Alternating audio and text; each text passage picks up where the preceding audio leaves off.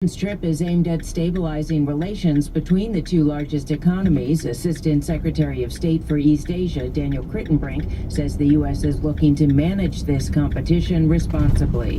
Intense competition requires intense diplomacy. In a quarter mile, turn right onto Herman Road. Ahead of the trip, Secretary Blinken called his Chinese counterpart, Xingang, to stress the importance of maintaining open lines of communication to avoid miscalculation and conflict. The Chinese protection, at least in the United States. In Europe, there's something called the GDPR, which offers greater protections for private and personal information. But data from our fitness trackers right now, across the United States is not well protected. And so there's a lot that already can be revealed about us, from the data that we generate on a daily basis, from, for example, the data from my phone, my location data, my text messages. I use Gmail, and I know Google, has access to my email, can infer things about me. I conduct my searches on Google, and the private information that I'm revealing just, by searching, right? My search history is very revealing. So I think we should be concerned about the protection of neural data, especially when we're thinking about it as a consumer product. But I also think that we should keep in mind this broader picture of privacy issues that we already have in the United States and that are already, I think, quite frightening from my perspective. I want to make sure we mention the experience of Rita Leggett. She's an Australian woman who suffered from violent seizures. She received an experimental brain implant in 2010. She improved significantly. She was able to do tasks independently again. And the company NeuroVista went under, and the woman was forced to have the implant removed. And after the removal, Leggett went on to say, quote, "I have never again felt as safe and secure, nor am I the happy, outgoing, confident woman I was. I still get emotional thinking and talking about my device. I'm missing, and it's missing," end quote. Professor Wetzel, what should we learn from Leggett's case? So it's very interesting, and there's been some studies where people do develop a relationship with their devices. They feel like it's part of them, and when it's removed, they feel like something is fundamentally lost, right? A part of themselves is now gone. And so I think, it's an area that's really been not well explored so far, but I think it's a very interesting issue. And, it's one of these issues that the agency, the FDA doesn't consider. The FDA is focused on things like what is the acute safety risk, of an investigational product. But there are other issues, like the one that you just mentioned, that I think we need to be taking into consideration, as we move forward with investigational devices in this space. Well, Professor Rao, Leggett said she experienced a symbiotic relationship with the device and that they become one. At what point are these devices creating a new person?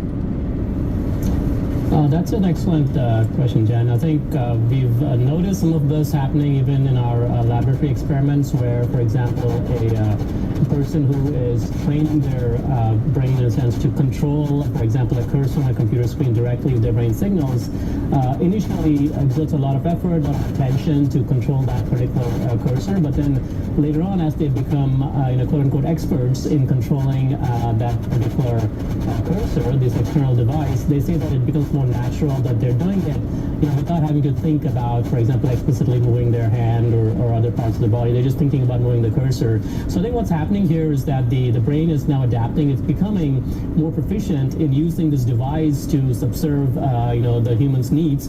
And so when we do that, I think that essentially you're becoming dependent on the device. You're really integrating the device as part of your own being, right? So I think ultimately that's something that we'll need to consider is that these devices become part of us, right? So they become part of the personality, and so there's really interesting questions about agency and identity, how the identity of a person changes. Is something that our neuroethics team at the Center for Neurotechnology is working on.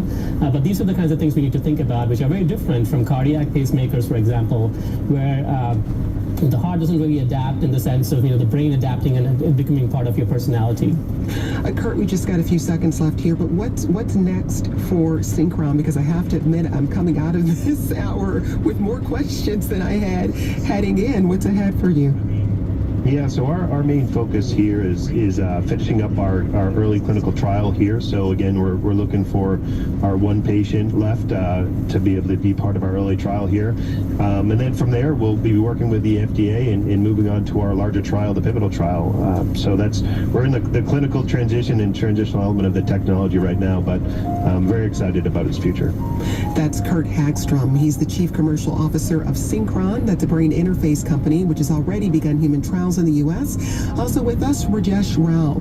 He's the Wong Professor of Computer Science and Engineering. He's also the co-director of the Center for Neurotechnology at the University of Washington. And Anna Wexler, an assistant professor of medical ethics and health policy at the University of Pennsylvania. Thanks to you all for your time today.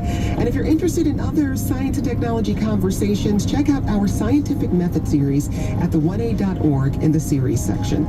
Today's producer was Michelle Harvin.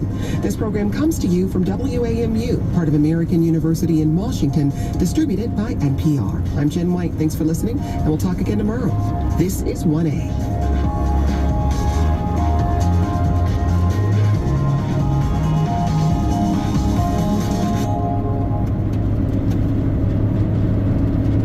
Support for NPR comes from this station and from Data IQ, a platform for everyday AI, to help organizations make AI part of their daily business, designed to elevate people, teams, and companies.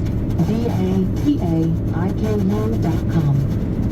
And from Bank of America, offering access to resources and digital tools designed to help local to global companies make moves for their businesses. Learn more at bankofamerica.com/banking-for-business.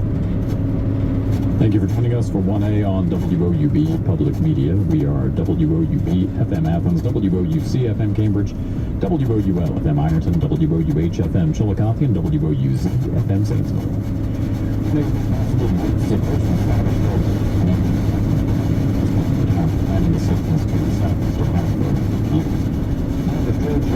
What's another financial firm? More information at ssj.finance.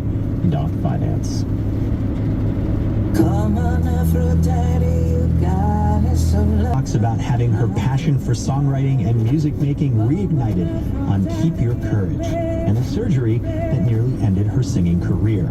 He didn't damage my vocal cords, but I couldn't sing. Plus, she performs live. It's Natalie Merchant on the Next World Cafe. The World Cafe, tonight at 10 on WOUB. I'm Sherry Rousseau. For many, writing a will can be complicated and expensive. That's why WOUB has partnered with Free Will to help our In 2 miles, take exit 178 for Ohio 209 toward Cambridge, Byesville. Protect the people you love and create a lasting legacy to support the future of WOUB's great radio programming at no cost. To get started, visit freewill.com/WOUB. That's freewill.com/WOUB. As Donald Trump's lawyers marshal their written arguments, their client has a language all of his own. Right now, what does words mean? From WAMU and NPR in Washington, this is 1A.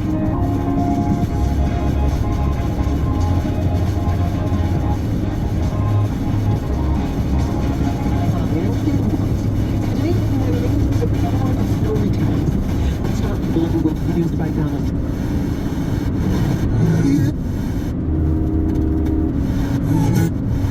Militia group.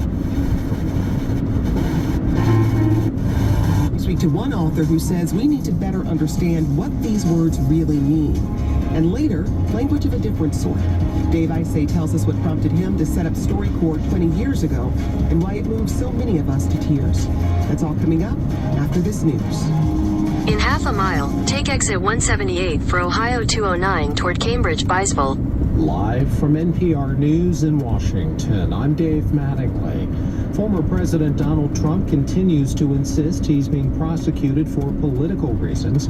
Trump spoke in Bedminster, New Jersey last night, hours after he pleaded Take exit 178. 37-count federal indictment in a Florida courtroom. Harrison Malkin reports.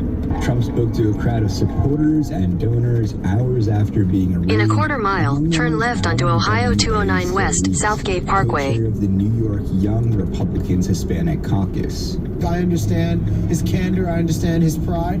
I myself hold the same pride of being a New Yorker. Solis and other supporters echoed Trump's rhetoric about this being a political lynching. The former president faces federal felony charges. Turn left onto Ohio 209 West, Southgate Parkway. Trump fought back, calling the DOJ the Department of Injustice. For NPR News, I'm Harrison Malkin in Bedminster, New Jersey. Secretary of State Antony Blinken will be traveling to China in a few days. NPR's Michelle Kellerman says the trip was postponed earlier this year after a Chinese spy balloon flew across the U.S. before being shot down off the coast of South Carolina. Blinken's trip is aimed at stabilizing relations between the two largest economies. Assistant Secretary of State for East Asia, Daniel Crittenbrink, says the U.S. is looking to manage this competition responsibly. Intense competition requires intense diplomacy. In a quarter mile, turn right onto Herman Road. Ahead of the trip, Secretary Blinken called his Chinese counterpart, Xingang, to stress the importance of maintaining open lines of communication to avoid miscalculation and conflict. The Chinese Foreign Ministry statement of the call says the U.S. should show respect on China's core concerns, including Taiwan, and stop intervening in China's internal affairs. Michelle Kellerman, NPR News, the State Department. Authorities in Nigeria say more than 100 people were killed when a boat capsized earlier this week. As Michael Koloki reports, that boat sank on a river, though it's unclear why.